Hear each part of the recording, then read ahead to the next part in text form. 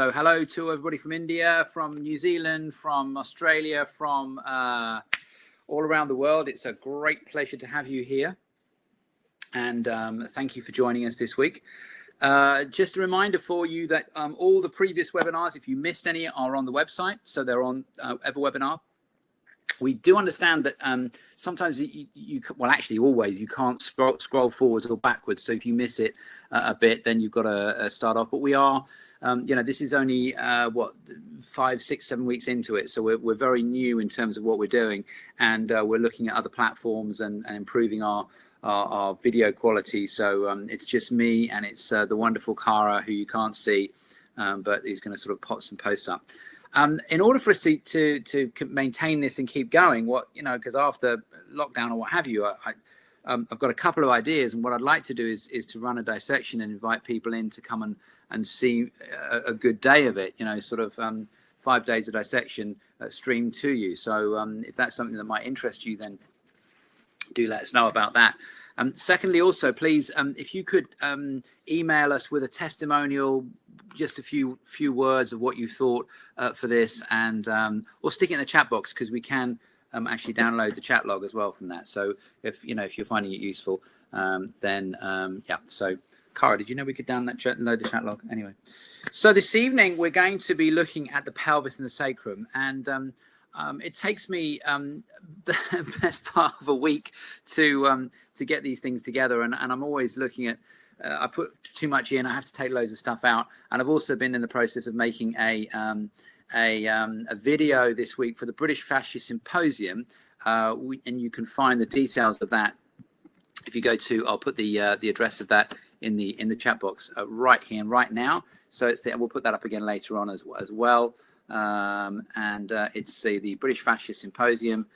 .co.uk. It was going to be this weekend live, and I was presenting a new video, so there's some section stuff there talking about bringing all our connective tissues together. So have a little look at that, and that's all online. So the video will be going out on Saturday night. I'll be doing a question answer session after that. Gil Headley's presenting, Robert Schleip, not sure if Jaap van der Wel's presenting, but there's workshops. The whole thing is running over a weekend, so it's amazing that Jan Trevorther's done some amazing work to get everybody together to present online. So check out that. So without further ado, that's testimonials I've asked you to send us for, and I've talked about the British Fascia Symposium. So let's start this up. I'm going to give you a couple of notes. There's a paper that I really like, which is by a chap called Andre Vlaming, who's an amazing teacher and writer, and he's a terrible dissector, but he's an amazing thought man and surgeon, and has talked about the SI joint. So I'm going to share a paper that he's written with you. So I'll get those files to you coming across here now. And I've made some notes for you as well. So there are the notes coming at you now.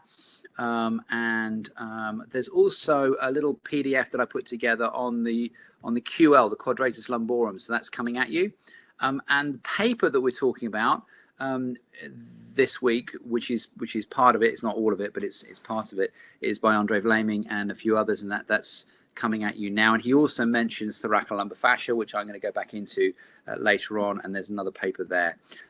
So for some of you who may not be necessarily experienced in reading papers, it's worth persevering. There's a lot of initials, and the best place to start with a paper is look at the abstract and look at the end, the conclusions or the summary or the discussion, and these are the best ways of looking at starting to look at papers. And most places have got an abstract online. There is somebody called there's a Russian woman who's got a website called Sci-Hub, and that's it moves around the world, and that's at sci-hub.tw. I'll put that there. So if there's a paper that you're particularly looking for that you can't find, then you can if you can't get the full document, then you go to Sci-Hub, and she'll generally have it. It's illegal, but there's lots of these scientific papers are locked behind paywalls. So if you want to write a paper, for most of us who aren't able to get at an institution, then it's hard to do, and Sci-Hub has made us do it. So there we go. But if you could email any testimonials, okay. So, all right, so let's get started then. Let's have a little look at the slides. Let's go with our see how that gets on with that one. Okay. So, okay. So let's just start with some a quick overview of the pelvis and the sacrum, and obviously, you know, this is the skeleton. It's not a thing, so let's quickly go over it. I'll put the whiteboard on again so we can have a quick look at that. So I just got a bit distracted there. So just take this whiteboard off. So obviously the things that you're familiar with. We've got our sacrum here. There's our sacrum, and here's the. I don't want a straight line. I want a pen. That's what I want. I want a pen. And this is our innominate bone. So innominate means the no-name bone. The whole of this thing is the innominate bone. So it means no name. But surely when you've given it a name, it's not innominate anymore. And we've got the things that we're familiar with, the crest of the ilium here, the iliac crest. And let's clear that as well. So, and then we've got the ischial tuberosity, the ischium where the hamstring's attached to. You've got the pubic bone into there. I'm not going through the whole thing, but hamstrings attached to here. And then, of course, we've got our sacrum, and this is our sacroiliac joint. Now, that is very, very deep. You can't really get at that. It's virtually impossible to get at. And there's a lot of discussion about how much movement there is in this. But we'll come to that later on. So from the front, a few landmarks here again. So we've got the anterior superior iliac spine. So there we go, the AS. Where are we? Okay. AS, IS. That's our anterior superior iliac spine. And the anterior iliac spine is down in here. That's our anterior inferior iliac spine. And our psoas is going to come through and attach down to our trochanter, greater trochanter of the femur. Yeah. So little landmark here. So this is the first sacrum, fifth lumbar vertebrae, first sacral vertebrae, and off we go from there. And we just from the other side as well, because it's worth looking at from the side. Again, we've got our sacrum. The reason I like to look at the side is because you don't quite always get just how curved that sacrum is. There's a lot of variation in the curves of the sacrum as to how it curves. But it's one of those things that we tend to forget. And also this big indent that we see at the back of the pelvis is not something that, you know, we tend to remember or appreciate. And it's hard to look at when you look at the previous slide and you can't really, or even the first skeletal slide, you can't really get the level of indentation that's coming in through there. So, okay. Just takes a little bit of time to, okay. So sticking a bit of muscle on here, a few of the things we might be familiar with. These are from Primal Pictures, so primalpictures.com, anatomy.tv is the other one that's used for it. That's the other website. And here's our quadratus lumborum. And this is a very, very interesting bit of kit, because what's happening here is that QL is attaching itself across the crest of the ilium here to a little ligament that I've just highlighted there called the iliolumbar ligament. Now, we can't normally with the Primal Picture stuff, we can take the layers off and you can see it, but obviously I've got to choose the slides that I've got, so we can't sort of take the images off willy-nilly. But generally speaking, what you would then see is this iliolumbar ligament and the fibers of the ligament coming back up to the transverse process of L5, which is this little fella just in here. Just there we go. Sort of L5 around there and around there. Okay, and this is our iliolumbar ligament, and it pins and is almost bony sometimes when you feel that. So it's a very interesting structure, and QL attaches to it. Crest of the ilium again. This is the inguinal ligament that we might see. Again, it's one of those things. It's not a real ligament. The thing about the inguinal ligament is that it attaches the same bone, which is the innominate bone, to the pubic bone. So if it was a ligament like the anterior cruciate ligament, which would go, say, from the tibia to the femur, or vice versa, that's not what happens here. This is the inguinal ligament is not going from one bone to another bone. So what is it? Well, the common mistake that people make in dissection is they go, oh, I can't find an inguinal ligament. And the reason being is because it's a little bit like pass the parcel. Once you peel away the layers of the abdominal fascia and also then peel away the layers of the front of the thigh, you find there's nothing left. And so the inguinal ligament is predominantly made up of these layer upon layer upon layer of the abdominal fascia, and some of the structures of things like the sartorius coming through it as well. So if you imagine you take up 5 pieces of paper and you fold them all up and you roll them all up and you have this sort of attachment side, that's kind of what the inguinal ligament is like. We've got the iliacus is this our fella here, and then across the top would be coming psoas, which would join with the iliacus to become iliopsoas. And you've got piriformis. This is our piriformis into here, and just in here, we're going to be looking at this later on. You've got so this is piriformis, and just in here, I'm going to put this later. We've got obturator internus. Also, you've got the pelvic floor. I'm hoping you're going to be doing a webinar with Jenny Wickford, who I had a long chat with, and we did a paper last year about this idea of the pelvic floor. You know, it's not really a pelvic floor. What kind of floor do you have that has 2 or 3 holes in it? So the pelvic floor is an interesting one, and perhaps we should redefine the way that we think about it, but that's going to come from another time. We just put another bit more tissue into here. We're just taking actually the green one off it there, so we got our the reason I put this one in here was because I wanted to show you gluteus medius. And people forget as to how far around the front, you know, we talk about gluteus and we think gluteus at the back. And what I've been trying to get across in these webinars is this idea of front and back, and the idea of sacrum and pelvis as being separate structures. And it's really not helpful, because what we end up doing is we end up going for areas where pain is presenting and making the assumption, because our anatomy has looked like this, as you're seeing here now, that somehow there is a difference between this structure and this structure. And it really isn't a differentiation at all. And Andre Vlaming says in this paper, and you'll find it, no anatomical structure functions in isolation, and the mechanical load encountered anywhere in the body is distributed through a continuous network of fascia, ligaments, and muscles supporting the entire skeleton. So the pelvis and sacrum and spine and the connections to the arms and legs are functionally interrelated through muscular, fascial, and ligamentous interconnections. So you've got that in those notes. I've just put some of the highlight notes. I haven't put the whole paper, just a few of the highlights that I picked out that are in those. Thank you for joining us, Mr. Webster. Glad you could join us from your busy schedule. So, this idea of these separate structures, and of course, when we start to get into dissection pictures, we understand that this isn't how it is at all. And of course, stripped out from here is all our nerves and our blood vessels and our lymph organs and so on and so forth. So we get this idea that these structures that you look at here are actually real and they exist. And of course, you know, they don't. Helpful to learn, but not always helpful if we take them literally in their models. Another really interesting picture, another nice picture here, again shows us some of the structures, because we couldn't, if I just showed you the skeleton, it's, you know, it's a bit of a bag of goo, but we're looking at the sort of the medial side of the leg here with the knee down here, and this is sartorius. And what you've got is the adductor magnus coming down, adductor longus down here, adductor magnus, and we've got this join up that's on the inside of the knee, which I'm going to be talking about when we come down to the lower limb, called pes anserinus, and it's a really interesting structure. And here, just up into here, is our obturator internus again. You're going to spot a theme of this week.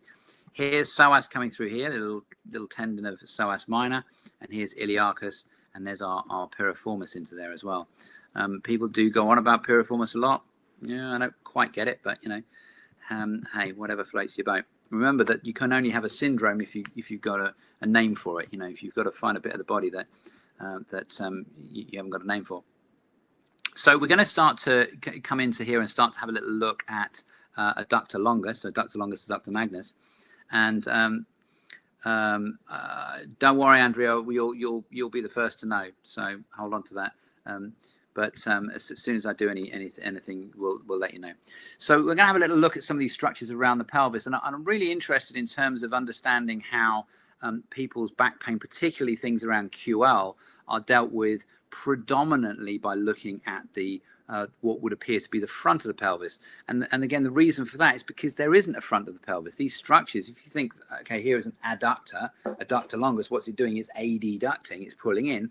Well, that's going to have a tensional pull somewhere else. And so so much of the time you find, all right, I've been cycling or what have you, and the cyclist will come in with back pain and you think it's a postural thing from the back. Well, it's not. It's just an over adduction or perhaps a poor setup on the pedals, and they're only adducting, and there's the tension. Where's it going to come around? It's going to come around into the lower back, and you've got this lower back issue.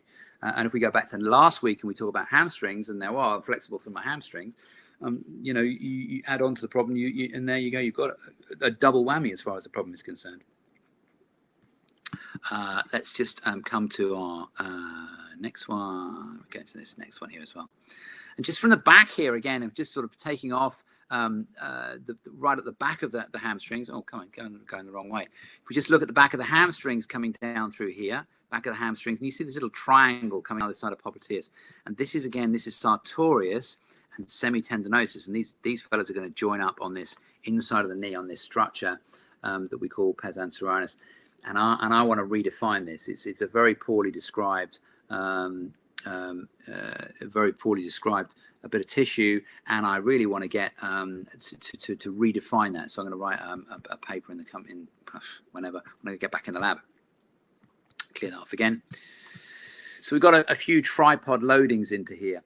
Quadratus femoris is this fella into here, and then we've also got adductor magnus sitting there. These big, strong, long attachments on the inside of the femur. Hard to get at. I mean, we can get round it from the front of the pelvis, but, you know, magnus, big adductor magnus, and there's a sort of space in the middle of this where you have the foramen, as it were. A little bit more of a dissection picture. This is an Abraham's picture. The thing to remember about this picture, Tasha says, am I an osteopath? No, I'm not an osteopath. I'm not a chiropractor. I'm not a physio. I'm just I'm what I call an anatomical anarchist. So I'm trying to take the models and destroy them and put them back together again. So anatomical anarchist is where I'm at the moment. So the thing to remember about this picture, it's quite a famous picture within a lot of anatomy books have used it. But in order to get to a dissection like this, that would take me, a week, 2 weeks maybe to do that.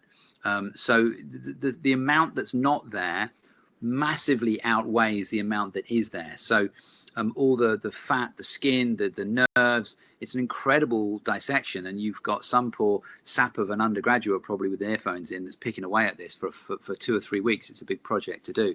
You know, there's lots of PVA glue and spraying it and lifting it up and pinning it back down again to get that tension. So it's an amazing bit of job to get a dissection like that, but it tells you that there's more that's going to be in the bucket in the lab than there is left on there. And so the problem again that we have is that although it's very instructive, it's created, it's carved, it's a John Webster swan carving. You know, you cut away everything that doesn't look like the tissues that you want to talk about, and you leave behind, and this is what we got.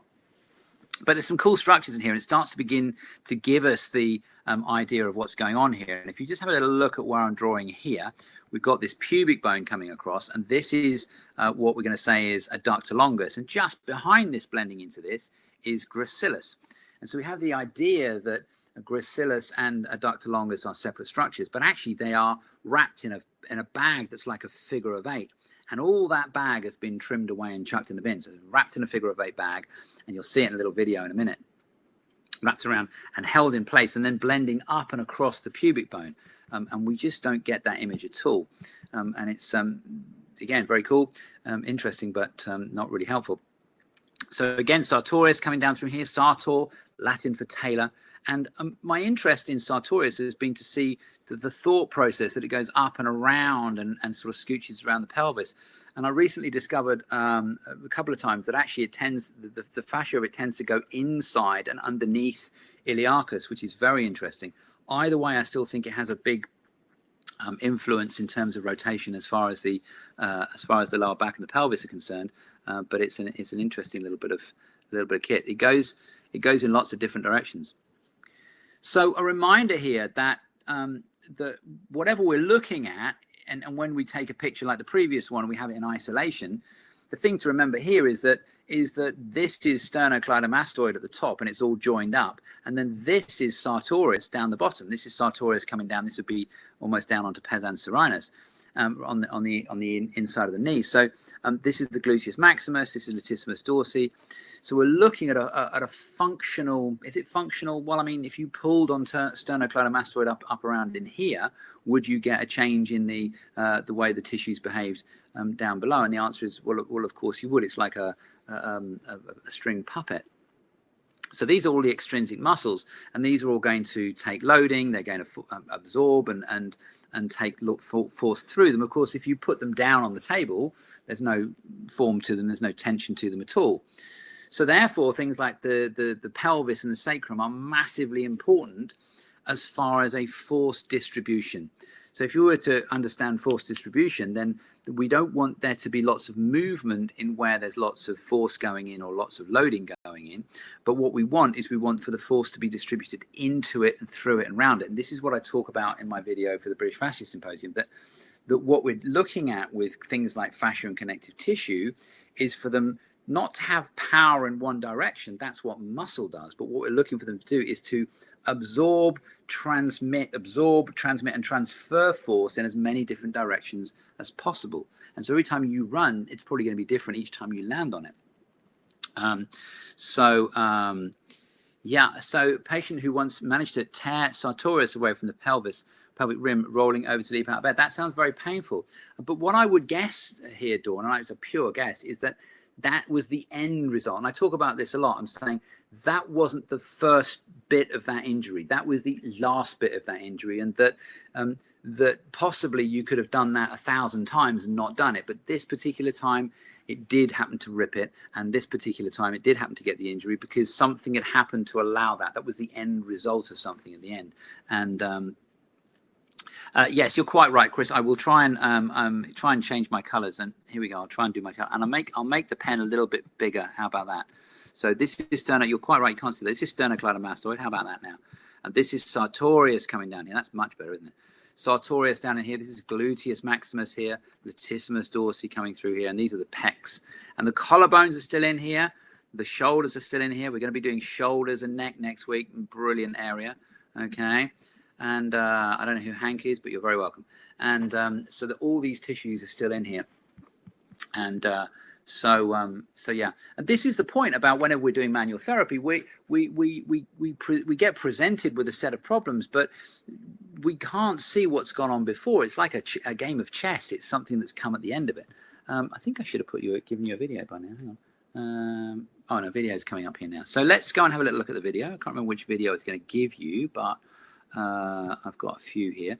A little word before we go any further. Obviously, every week I like to talk about this, but it's a little thought for our donors. And I do request that you just have a moment. So anything that you see in dissection and the pictures that you see here, these are because donors have given up their body in order for us to be able to work on them. So they don't have a funeral. The family give them up. And, we're enormously grateful for the donor program. So their task, their wish was that somebody would learn from that in order that you help other people. So if you can just try and create this image in your mind so that you can have something that will go and help somebody else. Just seeing that picture, for example, shows you that movement of the shoulder is going to have an effect on the hip. If you move your arm up and down, you're going to feel that stabilization through the opposite side of the hip. And so all those assessments that we have for individual joints are all well and good. But if we don't join up the thinking, which is what we tend not to do in medicine, then we have a problem. So let's go and have a little look at the this video of the adductor longus and gracilis, which is where we started on here. Hopefully Cara's not going to stop it again this week like she did last week. And it's on silent, so I can just talk to you around here. So what we've got is we've got the right leg I'm working on. And what I mentioned before was I mentioned this idea of the adductor longus. And you can see that what I did with my sliding my fingers, I'm sliding my finger between adductor longus.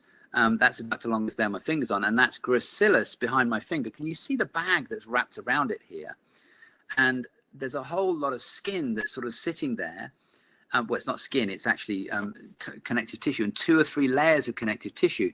Now, we teach a particular move in the Bowen technique, which is working on the pelvis. Now, if you're not getting your fingers right up on that on that pubic bone where those two join, then you kind of miss the point. And I don't really see the point in working on the belly of muscle. We need to get right up to the top of that. So we need to get people's genitals out of the way.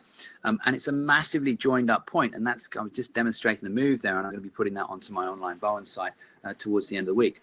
And so what we'll do here now is we'll just have a little cut of this, a little dissection of this, and you can start to see the extent to which this muscles. You've got two muscles in here. This is adductor longus here. This is gracilis here.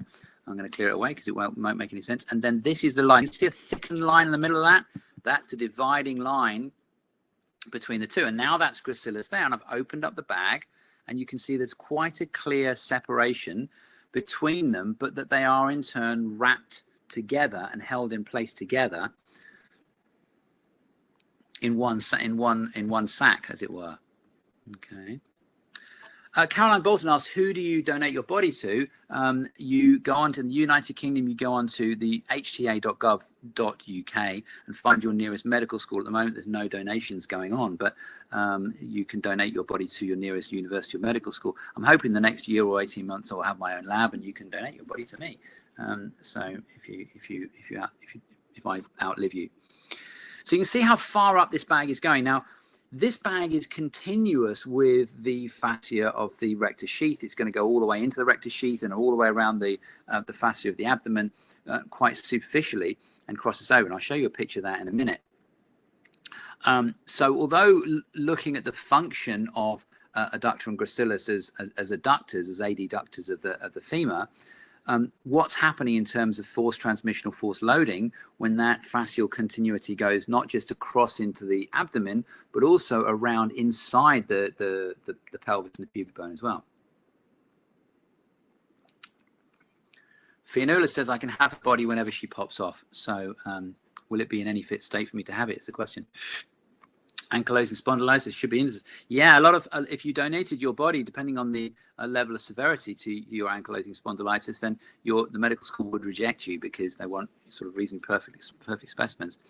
So here we go. There's sartorius onto here. This is our little bar move across there. Less fascial covering of that, but it is all still wrapped around in the bag that we call the fascia lata. Here are these sort of strong connective tissues that will blend across the pubic bone. Okay, so we'll have a little stop of that there now, and we'll go back to our slides. Okay, where's our slides here? That's the one. So it gives you a little bit of an idea in terms of what we're looking at. So just looking at another pretty well prepared dissection, another Abraham's dissection, and what you're looking at in the green bit is you're looking at the adductor longus, and so you're looking down into the pelvic bowl, you're looking at the bladder, so this is the pelvic bladder, this is the promontory of the sacrum down into here, and this is where the arteries divide. We've got the inguinal ligament coming across here, and it's been divided. You can see there's a continuity across the pubis here. So any division that you see, like you saw in the original picture, has been created. There isn't really a division there at all. It's not helpful or useful in any way, shape, or form. And it's instructive. But we've got some of the nerves coming down through here as well. We're just looking down into the bowl of the pelvis. And I just wanted to show you this as well. There's another video here. Not even useful, Dad. Yes, Jen, I will get that sent to you. So basically, it's I'll put this up now. www.onlinebowen.com. It's a Bowen. It's a subscription. It's £3 a week. It is for that. Let's just show you this other video because I wanted to show you what's happening when the pelvis and the rectus pubis is going on. So you can see this continuity going on down here. So, yeah, we'll have a little look at that. Hopefully you'll see that here now. Play video. There we go. Again, I put them on silent, so I'm not talking over it. Okay, so hopefully you can see this. But the key takeaway to this is if you see that what I'm doing is I'm pulling onto what you would see would be the central line of the rectus abdominis, and you see the pull that's happening down through the pubis, across the pubic bone, through the skin and the superficial fascia. I'm trying to separate out, and what you're looking at here is you're looking at the anterior rectus sheath. You're looking at this underneath sort of this bit up in here would be rectus abdominis. This is the superficial fascia of the front of the abdomen, then you're looking at another layer. That layer underneath there would be the external oblique, and all this fascia continues down across the pubis and blends seamlessly. What happened there? Okay. I don't know what happened there. Anyway, blends seamlessly across into the pubis. So let's go back to that. I think it was just a short one anyway. Okay. So Jan Robinson says, I have a smashed calcaneum with a torn artery, reconstructed surgery to avoid amputation with failed attempt to rebuild the artery, donor vein and flesh from forearm of skin of thigh. I think would be a great body for you to dissect. I would. Let's just fix up a date. I'll come and dissect you. I'm kidding.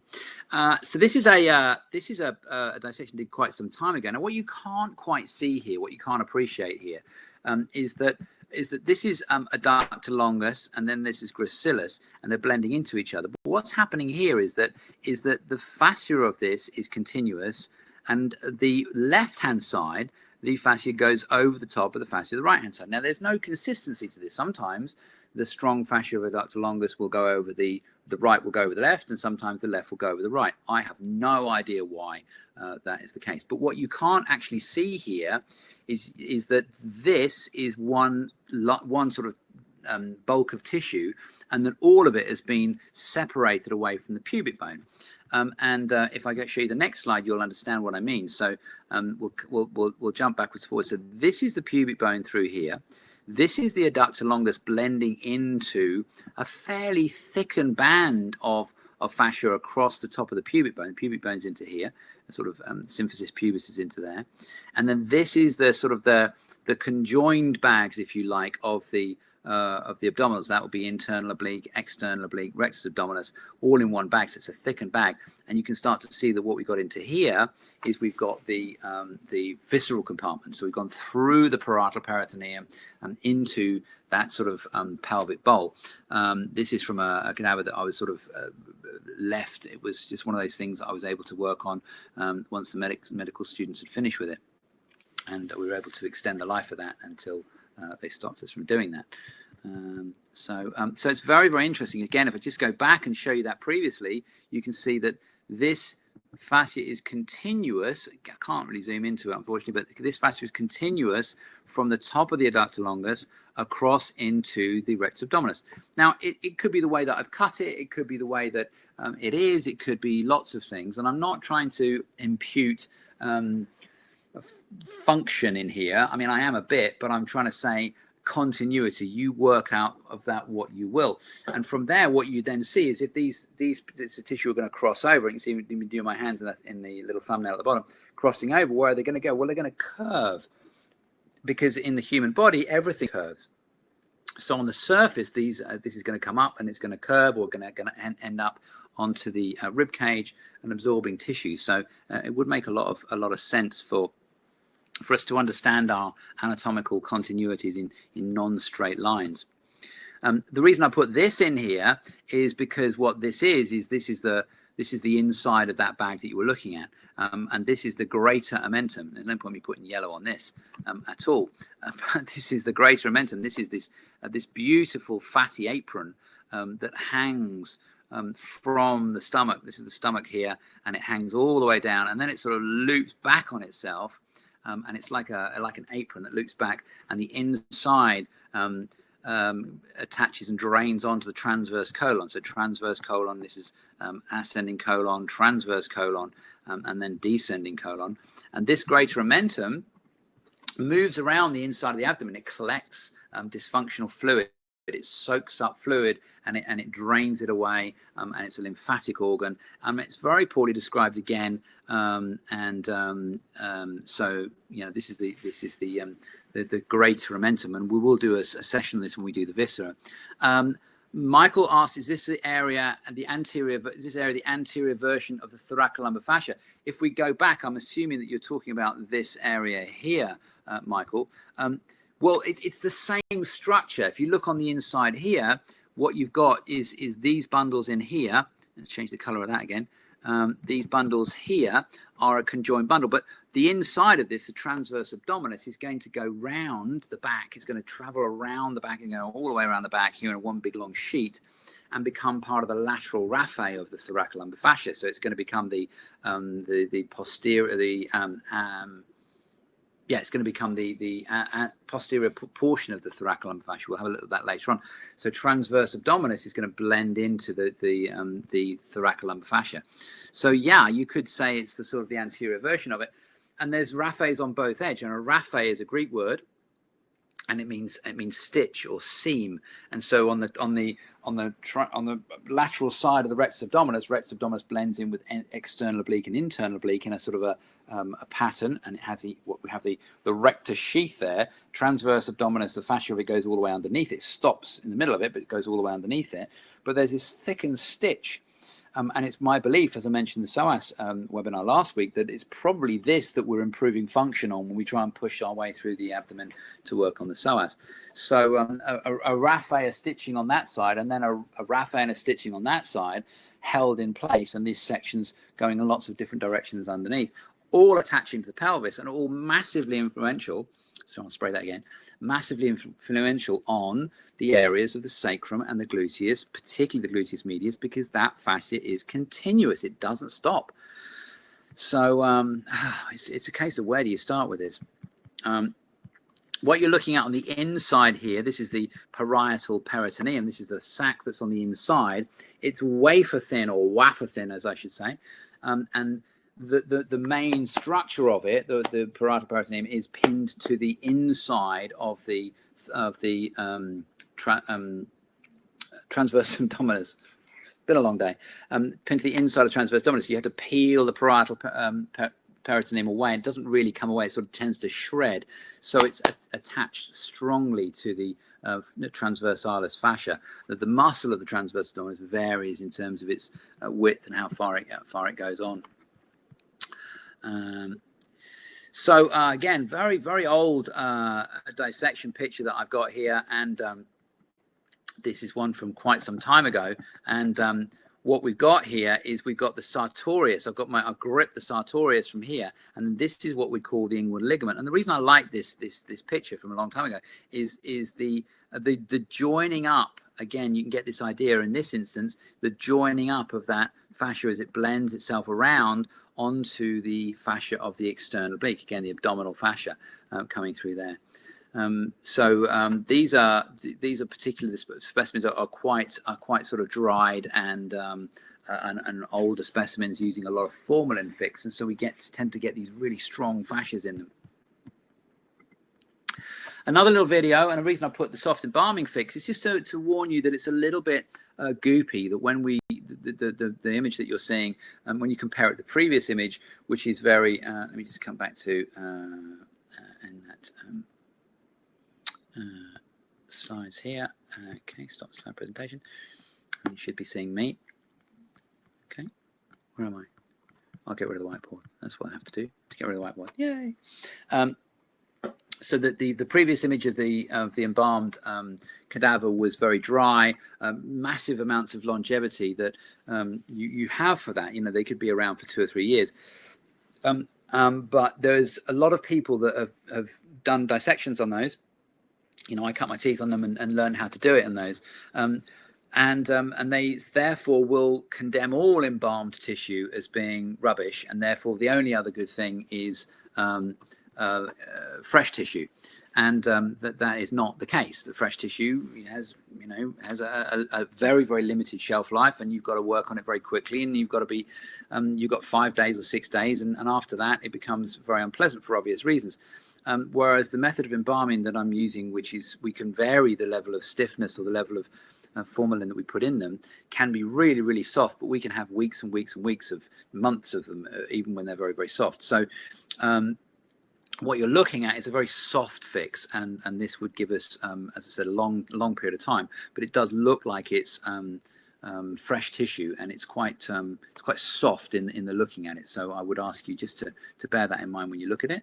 And I'm going to start this video for you now. The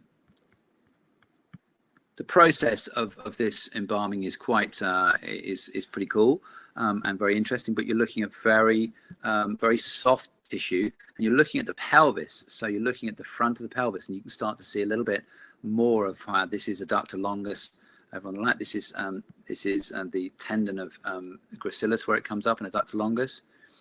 And that's an artery through there.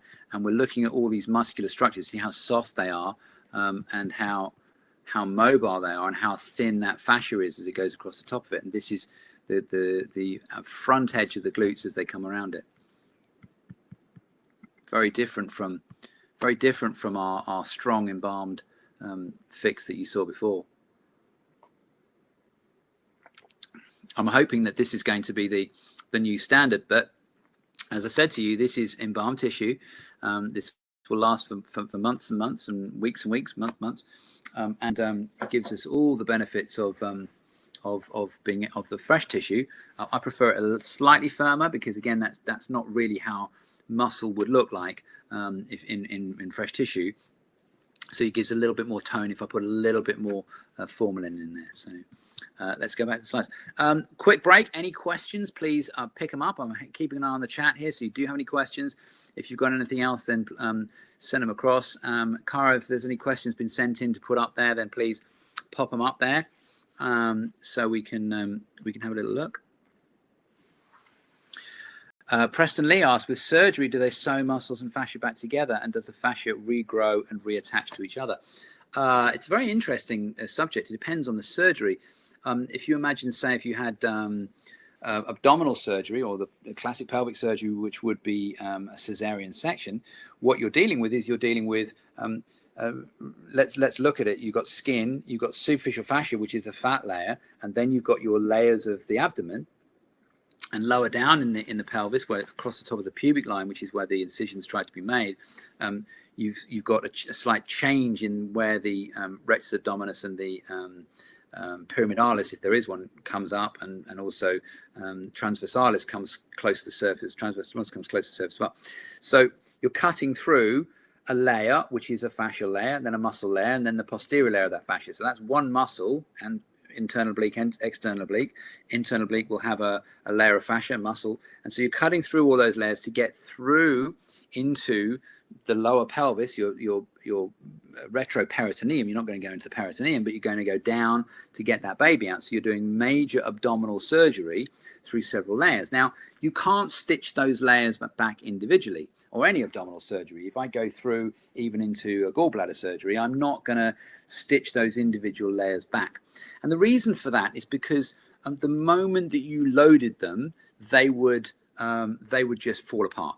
Okay, so you would prolapse them. So you would have to pick up those layers, all those layers together, and you would stitch them back together again. All right. So you pick up all the layers of the internal oblique, transversalis fascia, internal oblique, external oblique, which aren't that clear in life because there's a lot of fluid still in there. In death, they've all settled down, so they're a lot clearer to see. But in life, there's a whole lot of other stuff going on. You pick them up, you sew those all back together again, and then you do, with whatever stitch, nobody's going to see it, put it all back together, and then you do a finer stitch on the surface of the skin, superficial fascia together. So the layers which were individual are now stitched together, and the layers of the skin and the superficial fascia which were stitched together which were separate are all stitched together. What happens now is the natural process. The first thing is inflammation. We need inflammation. It's a vital part of our healing. So what inflammation does is it triggers, and it sends, the inflammatory process sends a signal for our phagocytes, our little cells. Imagine Pac-Man coming down, and they gobble, gobble, gobble, munch, munch, munch, munch, munch, and they clear up all the debris. They clear up all the dead skin and the dead blood cells and all the stuff that's there as a result of the injury. And Oh, that's a lot of text there, Cara. Then they move away from all the injury, they gobble that up. And what they do is they also send out a signal for the fibroblast to then come in and lay down connective tissue, a type 3 connective tissue, which is just a repair. Boom, boom, boom. Imagine fiberglass. Dumping it down and creating a healing, a repairing.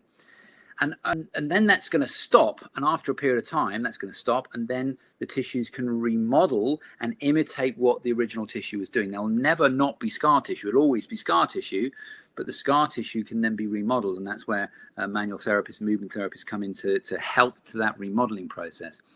We don't know when that scar tissue turns off. It's called apoptosis. And we don't know where it cuts off. But the major part, the most important part, is the inflammatory process, which is triggering the lay down of those. Just going back to the question again, which was the the muscles fascia back together, and does the fascia regrow? So the fascia doesn't regrow as such. The fibroblasts produce connective tissue, and the connective tissue gets laid down. So I would say that you could call that fascia, but that's connective tissue. And there's other bits of connective tissue in there as well. Do you think we moved from the wrong place now? This is a question that somebody sent in.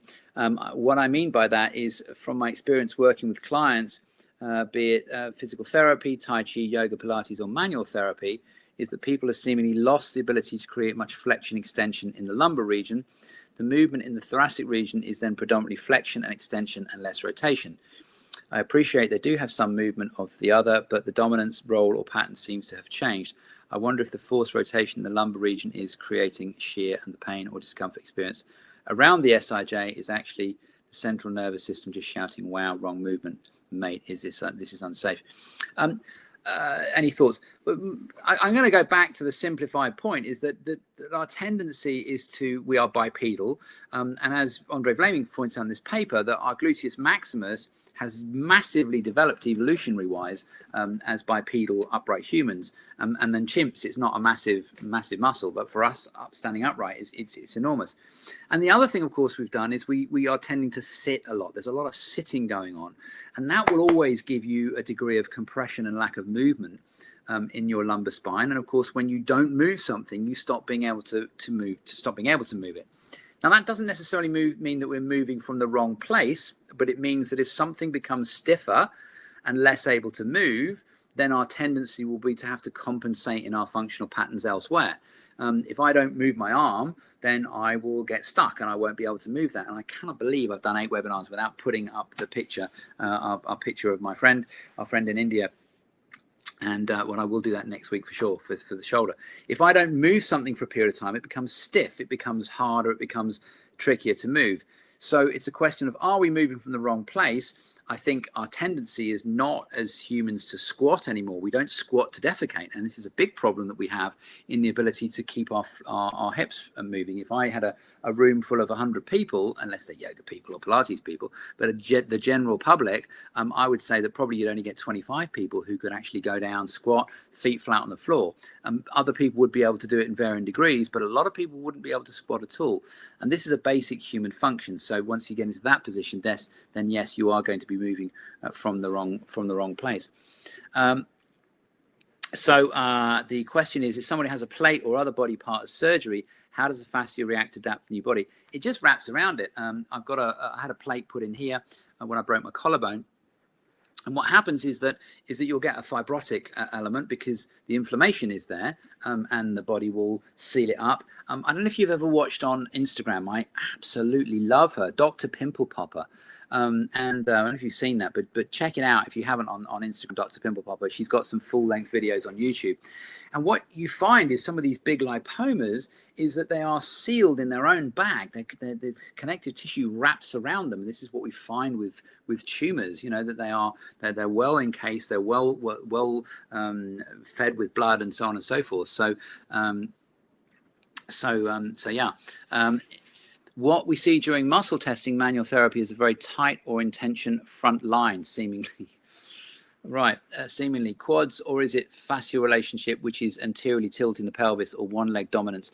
See, this question that I'm just reading out from Cara is full of jargon, that we talk about tightening and front lines and stuff like that, it's not there.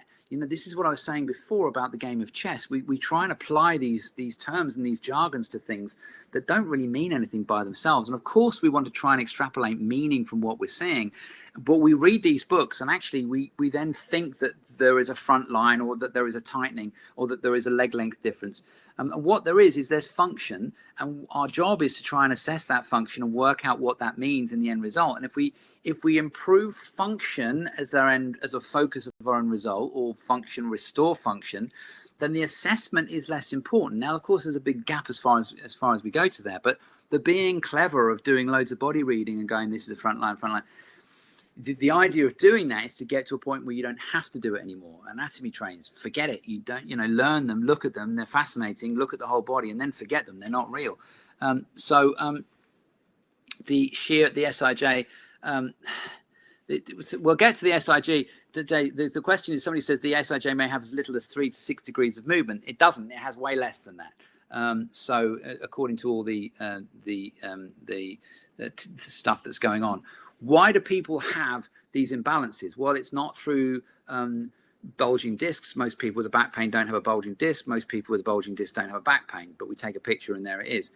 The sacroiliac joint moves around 2 degrees. That's generally what the literature is telling us, everybody's consensus. Any much more than that, we're hypermobile and we're in a lot of pain.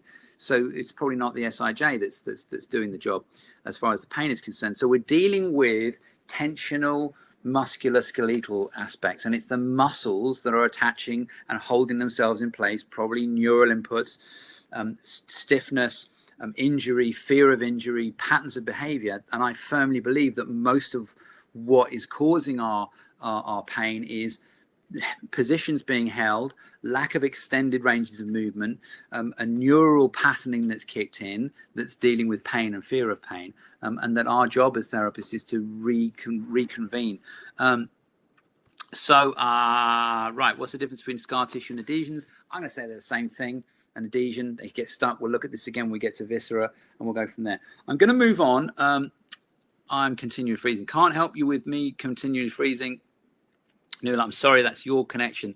Is the fascia in diastasis recti capable of restoring itself to pre-pregnancy anatomy? I think it's tricky. I think it's a little bit like hernias, and the answer is yes, I have seen hernias. You get a hernia, and it's such a functional area that you're going to end up in that position whereby you probably want to have it repaired. It's quick repair, and the recovery rates are quite high these days. If you keep freezing, by the way, guys, you'll see a little. You can do a little reboot there, and it'll bring you back to a room. It sort of says panic button, so you can hit that as well. So India manager. I was going to put that up next week, Cara. You sort of, but never mind. Okay, so let's go back to our presentation. Thanks for your questions, by the way. It's great. We could sort of be here. We might just do a session one night where it's like, bring your questions, and I'll see if I can fire up and have a load of pictures, and I can see if I can answer individual questions from the whole body. We might try and do that as a different setup, and you can catch me out. I might set myself up for that. I'm mad.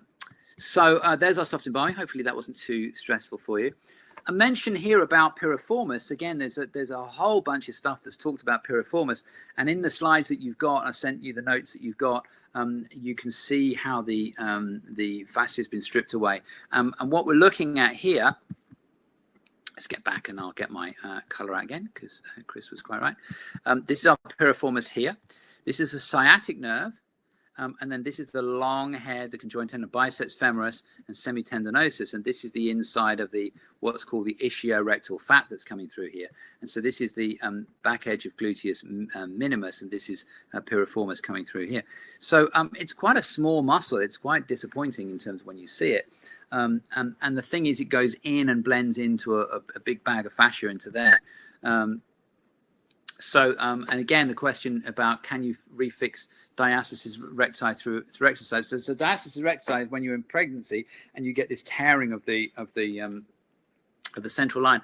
I don't know. I haven't looked at the evidence for it, but I suggest have a little look and see. I'm sure there's people that say you can. I think that depending on the level of tear, it's a big, thick area. So I don't know a huge amount about it, but I would imagine that with enough rest and enough care, you potentially could. And if there's inflammation there, that would help. Because again, you want the inflammation to continue to create the cellular activity. But rectus diastasis, I really don't have enough information to be able to tell you, I'm afraid. So here we go. So here's piriformis. Here's the hamstrings. This is the sacrotuberous ligament, which is going to blend up and into onto the inside edge of the sacrum. There you go. So discussion going on in the chat box about that. So if anybody's got any links to something like that, then stick it up there and we can put that. So sacrotuberous ligament does what it says on the tin. So sacrum to the ischial tuberosity, the sacrotuberous ligament, really, really strong ligament. We looked at it last week in terms of how pinned down the inside of the gluteal fascia is to the sacrotuberous ligament, and how there's a capsule that's around it. Not widely picked up in some of the other dissections. So again, we start to look at the sacrum or the studies that Vlaming's done. It's not picking up or referencing what Pereth Bullman have done, and therefore it's looking at it through that perspective. And this is always a danger that we have of things, that you can't include all your other understanding of things into everything. Another great little dissection, just to show you again. This is this iliolumbar ligament that's coming off the transverse process of the lumbar spine, and then in here rather, and it's blending into the top of the this is the green one in here, sorry, not the top, but blending into the fascia through QL and blending itself around. You can see why I might imagine that things like sartorius are going to blend sort of up and around this pelvic bowl. This is iliacus into here. We've got the hypogastric, the genitofemoral nerve, and we've got sort of the where the psoas will be coming down through here as well. So several layers of the of oblique, and then this is going to be the internal oblique structure into there. A quick note that's going to help you when you start to look at, particularly on Andre's papers, and you start to look at nutation and counter nutation. I meant to put this actually in the notes as well, because it's quite a helpful aspect. And you'll hear a lot of people talk about nutation and counter nutation. I think the trouble in terms of the assessments they're doing is that you haven't got as much nutation, nodding. Nutation means nodding. And so counter nutation will be counter nodding. So if you're nutating as far as the sacrum is concerned, then you're giving a posterior tilt of the pelvis, a posterior pelvic tilt, anterior sacral tilt. But it's not going to be that much movement. Most of the movement is going to have to come through the pelvis, in terms of this pelvis is mobile through the lumbar spine, but the sacrum isn't. The sacrum doesn't have that degree of mobility. It's a double-edged joint in terms of, again, I've put this on your notes. If I find it here for you, we talk about in there, it's referred to as, where are we?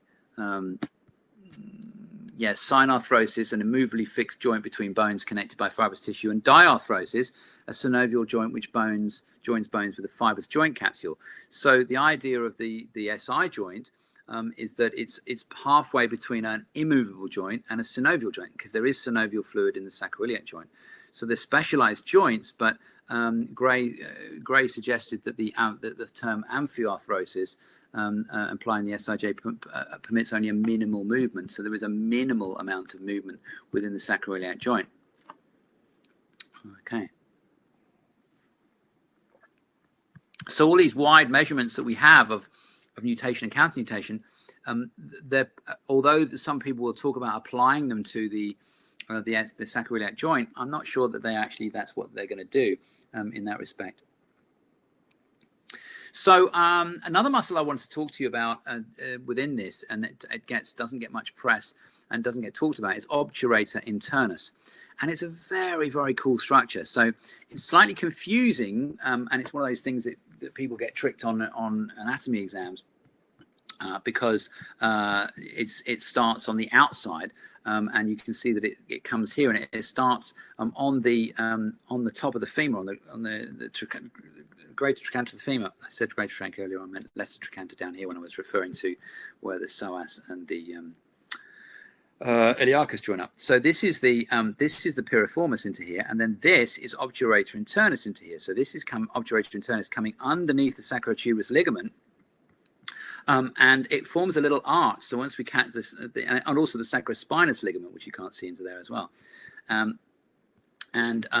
again, we just got that picture up in there of our iliolumbar ligament. I keep referring to that because it's one of those things that people tell me they can treat, and I'm not sure how, because it's so deep. It's tucked deep underneath the thoracolumbar fascia and the erector spinae. It looks like you can from these pictures, but really it's a long way away. So this beautiful little heart shape that you've got sort of tucked into there. You've got the obturator internus and you've got piriformis, both attaching to the top of the femur. There's our obturator, and it just looks very benign sitting there, and not really sort of doing much. But check it out in terms of how big it is when it starts to go inside. So obturator means, which is what we're looking at, which is if we went back to our original slide, which I'm not going to do at the beginning. Let's just see if we can show you that. Yeah, so obturator, if I put this slide up into here, he's not going to, but obturator, the obturator foramen means open, and obturator means closed. So the pelvis, the lower part of the pelvis, where the posterior part of the ischial tuberosity boundaries is an opening. And if it wasn't an opening, if you fell down on your bottom, then your pelvis would just smash. And so it's a shock absorber, and it's covered with a layer of muscle and fiber, and the muscle that's covering it is called the obturator internus. So it's the closer of the internal obturator foramen. And here it is, there it is. And green and yellow is very pretty on this. I quite like this. I'm glad that Chris suggested this. So there is our obturator internus. Now, you will recall from me sort of rather dissing psoas a little bit last week that where I see a lean muscle, wherever I see muscle that's very lean and very tender, you think it ain't doing a huge amount of work. And piriformis is one of those. It's a little disappointing. You get piriformis, people are very excited to see piriformis and psoas, and you get there, is that it? And the suggestion is that it's more of operating as a proprioceptor of rotation and through the hip and the into the pelvis than much else. This is an idea, and I would buy that, because again, it's not doing too much in the way of function. Otherwise, it would be really meaty, but it's not. It's a very tender little kit. You need about 3 or 4 portions to get a portion out of. But let's have a little look at obturator internus. And so this is obturator internus as it comes across. I wanted to know if I had a little picture from that. Oh, I thought I had. Okay, so I thought I had. Sorry, I'm going to see if I can find something which demonstrates it a bit better. That was piriformis. I'm going to come back to this. Okay, no, I've missed a couple of slides out from here. Just bear with me a second. Here it is. Okay, that's fine. So that's fine. So if we just looked at it beforehand, so we've got them in slightly the wrong order. So this is the obturator internus, and you can't really see much going on here, but there's a little lip, there's a little smooth lip, and this is coming across the top of this would be the sacrospinous ligament going from the across the spine, would form the greater sciatic notch, a little notch across the top there, and the sacrotuberous ligament would sit across the top of that, and this is the edge of this muscle. And just at the bottom of this, you've got this little fella here, and another little fella just above it. You can't really see them, the remnants of it there, and they're called the gemellis. You've got gemelli inferior and gemelli superior. And the way that I describe this is that it's like the mafia boss, gemelli inferiori, gemelli superiori. And they wait outside while the big boss goes inside. They stand guard on the door. So the fabulous Gemelli brothers. And they join up in a beautiful little sheath that then comes back and attaches to the trochanter of the femur. And they are holding this in place. And not only have you got this massive muscle, but you've got 2 bodyguards either side of it, the fabulous Gemelli brothers, that are taking care of the big boss as he goes in. So we're going backwards slightly, so forgive me on here. So as we peel back the obturator internus, look at this. Look at the fibers of the obturator internus. This is just the muscle into here. This is the remnant of Gemelli in here, and the remnant of Gemelli. The Gemellis stop out here. The Gemellis stop. This is the lateral side of it. And the Gemellis are sort of going to go this way. And then this is this fiber. I'm going to take it away so you can just see how beautiful this is. Can you see how much fiber there is there?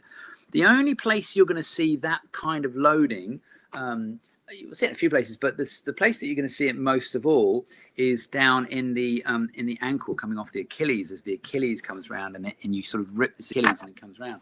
So it's quite a how long are we staying, Kate? As long as you want to, Kate, you'll get the I run till about an hour and a half, but you'll get the replay. So don't, if you have to go and have dinner, I wouldn't blame you at all. I wouldn't miss dinner for this. So go and have dinner, and you'll get sent the replay. So maybe if you have got to drop out, then please don't hang around for me, because I could ramble on, but I will be finished by 9:30. So these are the fibers of the obturator internus. And it's blending around, and it's becoming huge as it gets on the inside of this muscle. So either these fibers are there because they have to hold a big muscle, or because there's something functional going on in terms of a massive load, a massive hold, and it's sitting underneath the sciatic nerve. So you've got piriformis, sciatic nerve going down, and sits on top of this obturator internus. So there we go. And there it is from the lateral side. Isn't that beautiful? This is really smooth. This is absolutely smooth and a runnel. There's a rolling and a rubbing of the obturator internus as it runs around this inside. And look at the space that it fills up. So consider when you start to look at the pelvis, and you start to look at how much tension there is as far as this external rotation. And imagine now that if you've got over adduction as far as your adductor longus is concerned, or your adductors, and you are pulling this round here, do you think that's going to have an impact in relation to the pull on your sacrum, the pull on your thoracolumbar fascia, the pull through your glute, and therefore into your lower back? So it behoves us to think about the adductors around the front to consider their effect on the back. Okay, so well, you're very welcome, Kate, but please don't go hungry on my part. I'd suggest get Uber Eats in. And there it is. So there it is. There it is. That's piriformis. Forget him. Let's just put a cross through him. That's piriformis. We don't talk about him. This is gluteus medius, and then we have this little obturator coming through here. Quite an amazing bit of kit. I'd like to write up more. I think that obturator internus and the pes anserinus kind of fit in with a category well, together. The Preston Lee says, maybe the psoas you have seen are from subjects who do not move movement. We cannot move without hip flexion. Preston, you have to see my talk on the psoas last week. Psoas is a lean muscle. It's always a lean muscle. It's a lean muscle on athletes, and it's a lean muscle on young people. It doesn't do much in terms of that much, and it's a pretty weak hip flexor. So, but I'm not going to go back into psoas. Have a little look last week.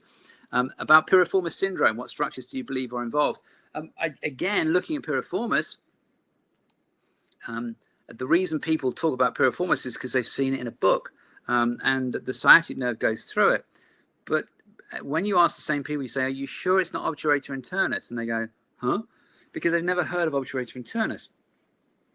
So most people haven't heard of or thought about obturator internus as a functional rotator. But it's a massively strong part of the deep six lateral rotator of the thigh. And it's probably one of the strongest, and I would say. The trouble is it's so deep, it's very hard to image. You can't really touch it. But again, it's that idea of assigning a problem to a specific muscle that is biologically implausible.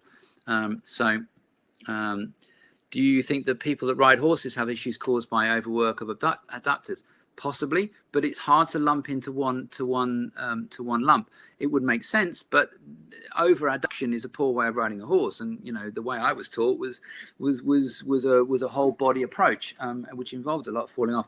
But so the way I was taught to ride was you don't grip too much. It's not really helpful. So I don't know. Possibly is the answer, but it would be a case of, do they? Let's check them out. Anything that's loaded as an adduction is going to have, remember the seesaw balance that I talked about mobility and stability, and that's not just about being bendy. That's about something that might be loaded on one aspect is going to have to struggle to come back out. Michelle Watson always talked about strengthening the lengthening, and I can't remember what she said, but it was along those lines about where it's shortened, we need to open and relax it and stretch it to one purpose, and where it's weak, we need to load it. We need that balance between the two structures. So if you're overly adducted, then you're going to have some kind of functional response distal to that. And that's what I'm trying to get at, is that you can't operate in isolation. You can't have a piriformis syndrome. It's just biologically implausible. You can't have a tight psoas. You cannot have a tight psoas causing one thing. It's just not possible, because we are not one structure. We can't contract or relax our psoas. We can't contract or relax our piriformis in isolation. If we could, then fine, but we can't. So we have to consider what the other functions are and the other related structures around it. Matthias Albert, couldn't it work as a spring to absorb all the weight of the body structure above?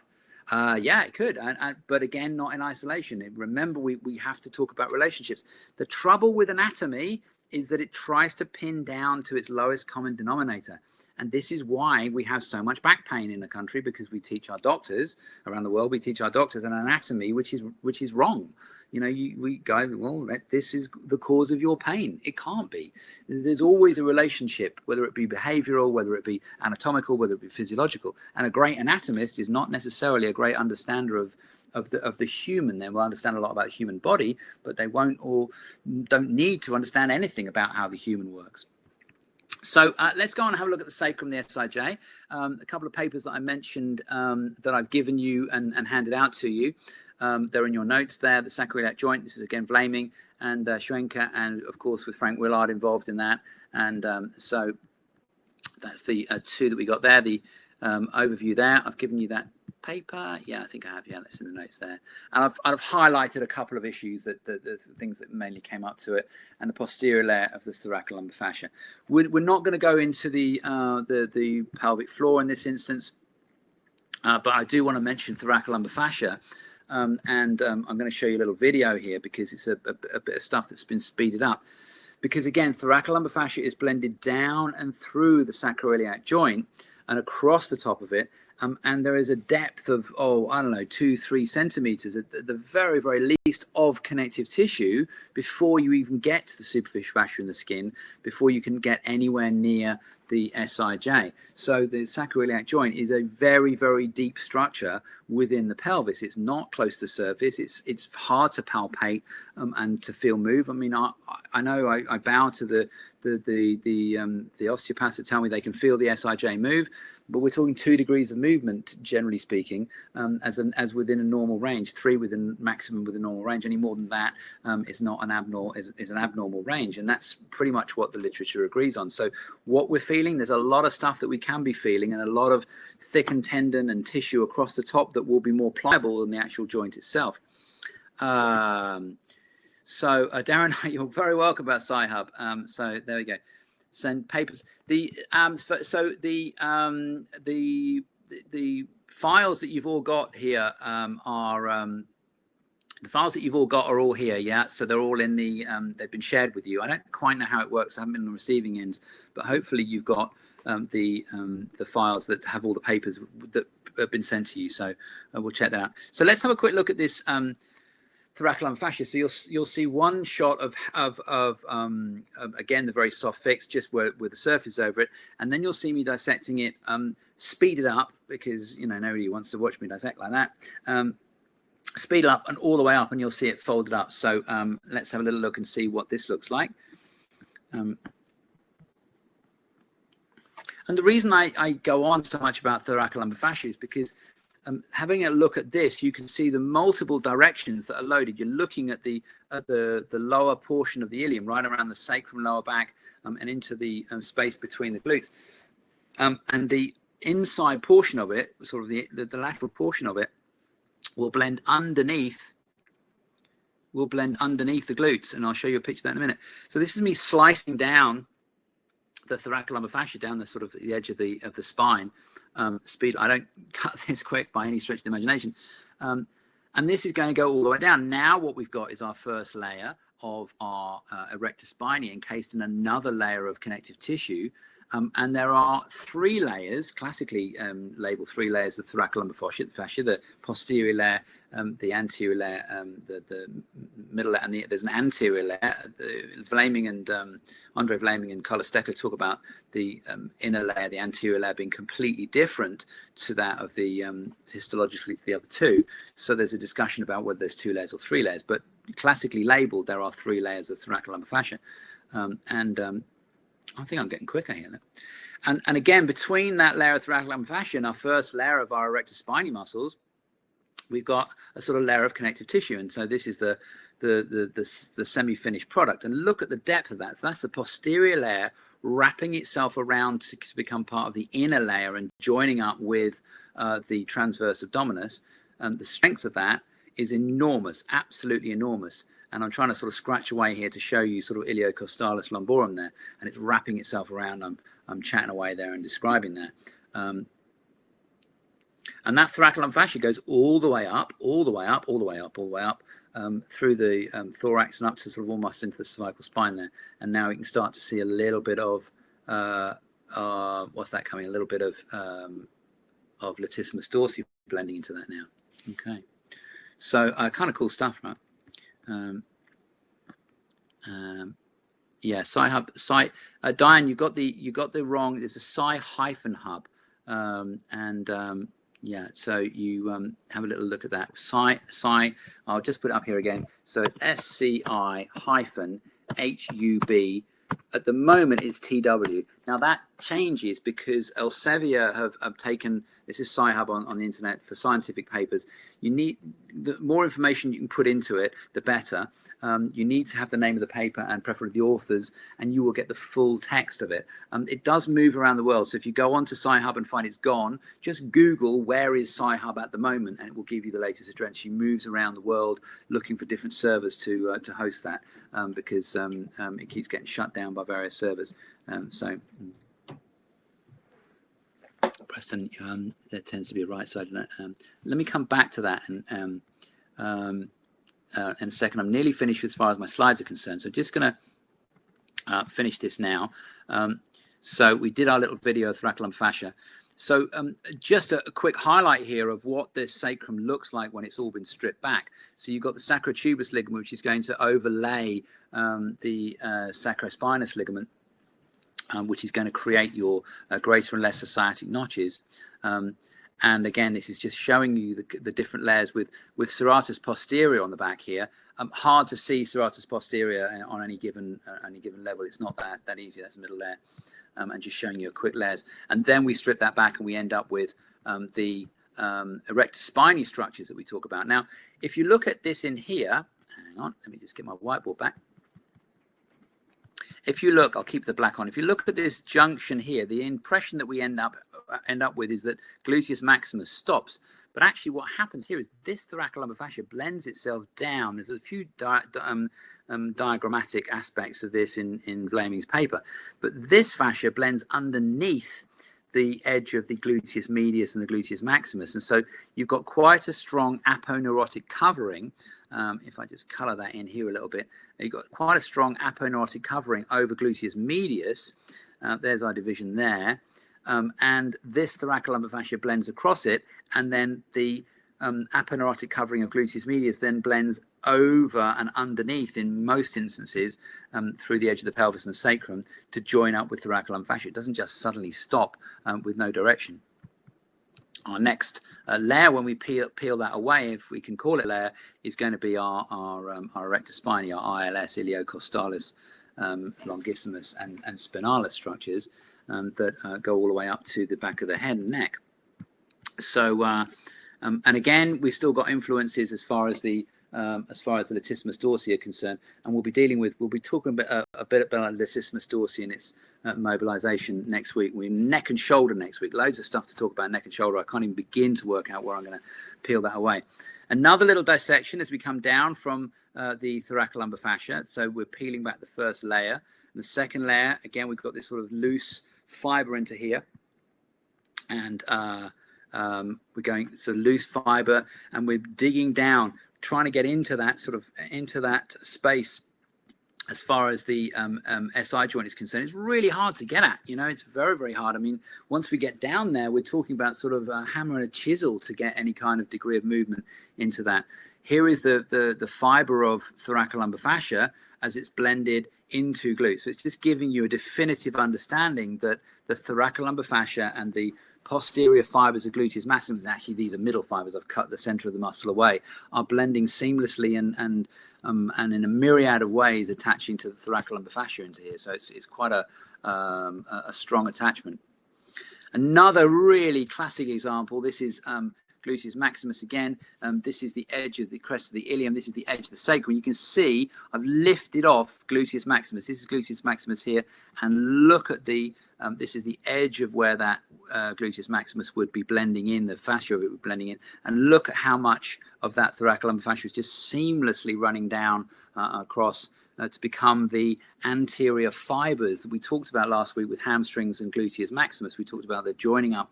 So the thoracolumbar fascia effectively becomes the fascial continuity of gluteus maximus. Okay.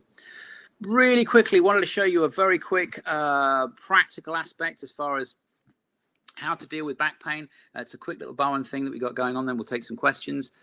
Practical considerations. This is a little Bowen move that we have. It's not really I'm not really able to show you, but essentially we put some little moves in across the. Let me just put some arrows in here. We put some little moves in up across the top here, little Bowen moves, little moves. We put a break in there. A lot of Bowen is about taking our hands off and letting the work do itself. It's bonkers, but I've been 30 years down the track, and I I can't work out why it works in many respects, but I've got lots of theories as far as now. But I know we don't need to do too much. Dawn Fisher asked, when I dissect the area, do you see the nodules which can be felt across some people's sacrums? Yeah, you can feel the bony nodules. Again, if you do a workshop with Andre Vlaming, he's very quick to point out that where we often say we think PSIS is actually what we're feeling, which is the long dorsal ligament of the sacrum. So those notches are sort of bony notches, but not the knobbly bits. They are sort of almost with it. They are the ligamentous tissues that interface between superficial fascia and skin. That that you can see those quite happily in the dissection. So yes, you'll see those, but they ain't bony things. So this is the back. I'm going to show you a video of how to do this at the back in a second. And this is the front again, in just reference in terms of where we're working. It's a little from our Bowen manuals. The pelvic procedure is just the most remarkable thing. People say, "Oh, I've got a leg length difference," and you have a little look, and you go, "Well, I don't think you have." And you whack in this pelvic procedure, and literally 15 minutes later, the leg length they've had for 14 years has disappeared. So something's going on. So finally, let's just have a quick look at this this video on how we might address the back pain. So the reason I'm showing you this is because we're in lockdown. If you've got somebody that's in your house that's got some back pain or some discomfort, I would suggest that glutes are the first place to go to. They're the first port of call. And I have done this procedure in some bizarre places, in some bizarre scenarios with people that literally cannot move. They are stuck. And loads and loads of stories I could tell you about this, where you've stuck this sacral move, and any Bowen therapist will tell you, pregnant women, people on planes, on trains, in restaurants, people sort of on their way to an ambulance who convinced that their back is in pieces, and this move 30 seconds it takes, and they're going, what happened? So quite remarkable thing. So I just made this little video to show you. Hopefully it'll play for you, and I'm going to mute my microphone. So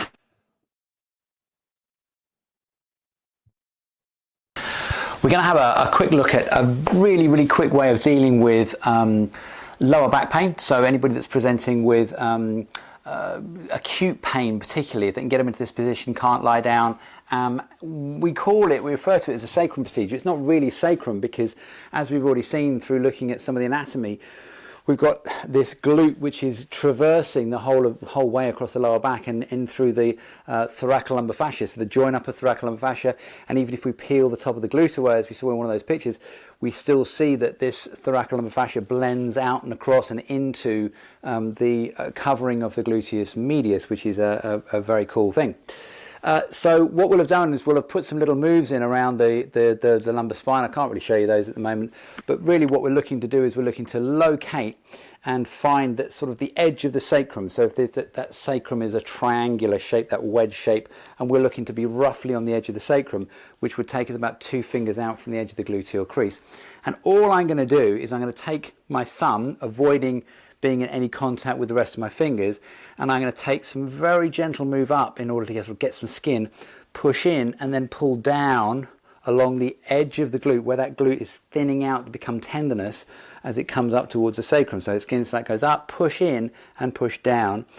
And then what I do is, while I've got a holding point, I'm going to press onto the edge of that same sort of area, and with my fingers on the top as leverage, I'm going to find a point which there's like a little I don't know, 50 pence piece or a coin size lump in the middle of that, and I'm going to use my fingers to make a move across it. It's kind of hard to show you if you don't know the principles of Bowen, but pretty much that's it. We're holding onto there, we're making the move across there.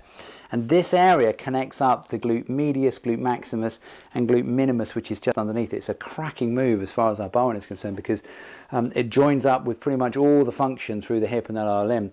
And then we'll repeat the same on the other side. The main thing is that we're applying enough pressure just to sort of move ourselves through the superficial fascia and down onto the lower area of the thoracolumbar fascia. We call it the sacrum procedure. As I said, it's not really on the sacrum, it's not even really on the SI joint, but it's been an amazingly effective thing for sort of just stopping back pain in its tracks. What we'll then do is we'll get somebody to stand up nice and evenly, up they come nice and evenly, so that they get that pelvis reassembled, if you like. And so it's just a quick look at this. I'll maybe do another video at some stage and put it on our Bowen Technique website so you can get a little more depth and detail to it. But it's if you can just get in there, I think a lot of very sharp lower back pain is just coming from glutes, or glutes not working quite in the way they were, or gluteal nerve haven't really got. Remember to put my microphone back on. Hey, thank you. Any questions? I've got a couple of questions here that I think the video is still running. Okay. So again, the question for Dawn about the nodules. I think they're tendons. I think they're the long dorsal ligaments and the tendons the ligaments that sit around the sacrum, rather than being the bony structures. And also, there's going to be a degree of knobbling within the superficial fascia. You get these sort of hardish lumps that sit there, and particularly when cadavers have been lying on their back, you get this sort of thickening of that tissue as well. Dr. Ramesh Chandra Patra says the best way to activate the glutes. And I'm going to send you back to the webinar last week. There's a video on that about this slow activation, because again, a lot of people have the idea of activating glutes, but actually they don't have the full range. So if you look at the hamstring and the gluteal video from last week, go to our website. It's still available for you to watch there. Preston asked about, have you observed there tends to be a right-sided anterior rotation, the innominate, in the majority of cases, living cases? I think a lot depends. The way that I would look at that is I would look at the way that somebody crosses their legs is a really good one. And so this range of movement, if you do it yourself, you'll find cross your right leg across your left. One will be easier than the other. And that's our function. That's what we've trained ourselves to do. So again, that rotation, remember that normal human movement is rotational. We don't walk in straight lines. We walk in rotations, and the rotation is going to come through the pelvis. And so the rotation of the hips is where it gets, and if you look at older people, the tendency is for them to walk in more straight lines, and that becomes more unstable. I'm just going to get that question off there. Have a little look at the hamstrings, Dr. Patra.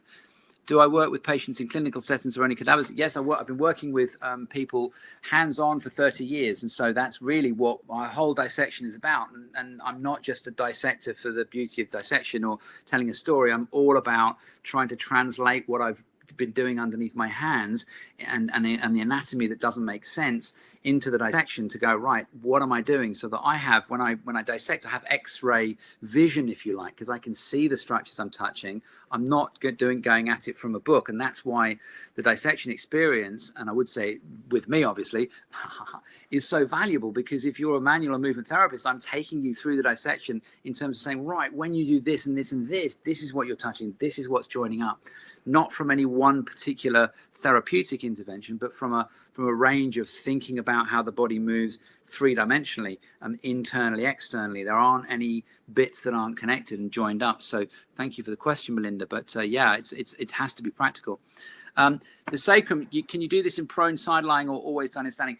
I like to do it in standing because then you stand them up and you get this change in the way the glute then contracts.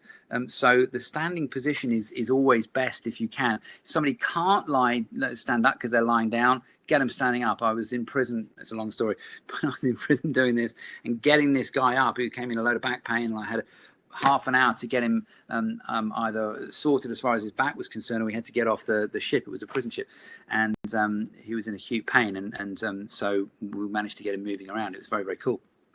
So what do we got here? So going to get rid of that. After spinal surgery, what kind of change could you see in thoracolumbar fascia? I don't really know. I mean, I would imagine that there'd be scarring and tension and pulling. And again, this is the problem, is that I don't have a problem with somebody being a good spinal surgeon or orthopedic surgeon.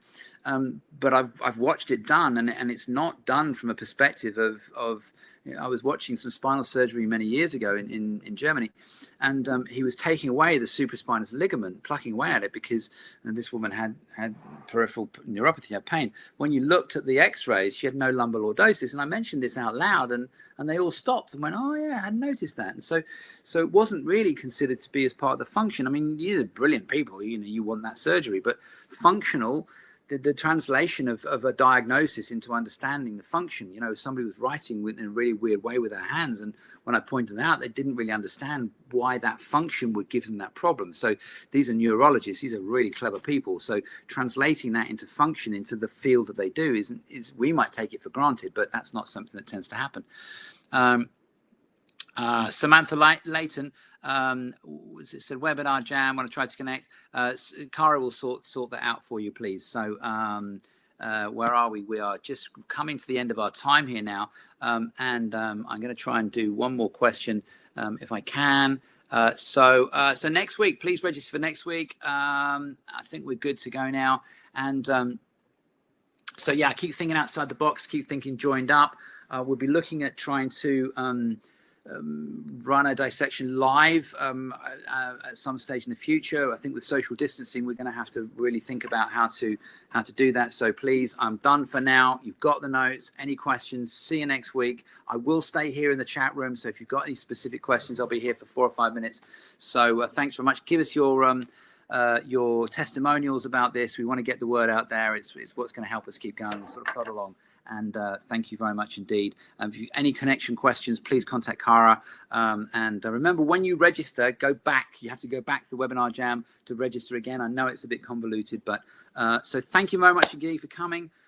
It's a labor of love for me to do these. I wish I could hear you all going woo woo, but I can't, and or going boo or throwing tomatoes at me, and I have no idea. So, but you keep turning up, so I must be doing something right. Thank you guys. It's been great. Stay safe. Wash your hands. Love you lots. See you next week. I'll be down in the chat room for a little while. I'm going to switch this off from here. Spread the word. Bye for now.